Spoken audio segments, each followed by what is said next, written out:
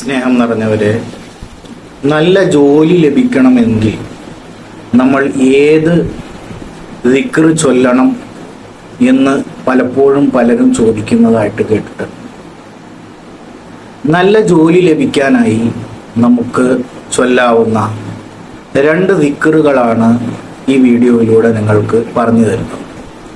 ഒന്ന്, യാ ഫത്താഹു യാ അല്ലാഹ്. യാ ഫത്താഹു യാ അല്ലാഹ്. ഈ ദിക്ർ നിങ്ങൾ എല്ലാവരും സുബഹി നിസ്കാരാനന്തരം 71 തവണ ചൊല്ലുക. നിങ്ങളുടെ ഉദ്ദേശം എന്തായിരിക്കണം? നല്ല ഒരു ജോലി എനിക്ക് ലഭിക്കണം എന്നുള്ളതായിരിക്കണം.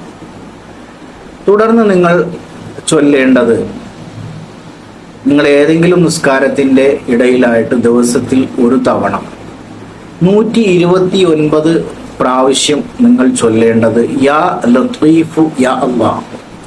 യാ ലത്തീഫു യാ അല്ലാഹ് എന്ന ദിക്റും നിങ്ങൾ പതിവാക്കി ചൊല്ലി വന്നാൽ തീർച്ചയായും നിങ്ങളുടെ ആഗ്രഹം നല്ല ജോലിയും നല്ല ശമ്പളവും അത് നിങ്ങൾക്ക് കരഗതമാകും ഇൻഷാ അല്ലാഹ്. നിങ്ങളുടെ ഉദ്ദേശം നന്നാവണം. ഉദ്ദേശശുദ്ധിയോടുകൂടി നല്ല സതുദ്ദേശത്തോടു കൂടി നിങ്ങൾ ഇത് ചൊല്ലുകയാണെങ്കിൽ തീർച്ചയായും നല്ല ജോലി നിങ്ങൾക്ക് കിട്ടും, ഉറപ്പാണ്. Thank you for watching. Have A wonderful day.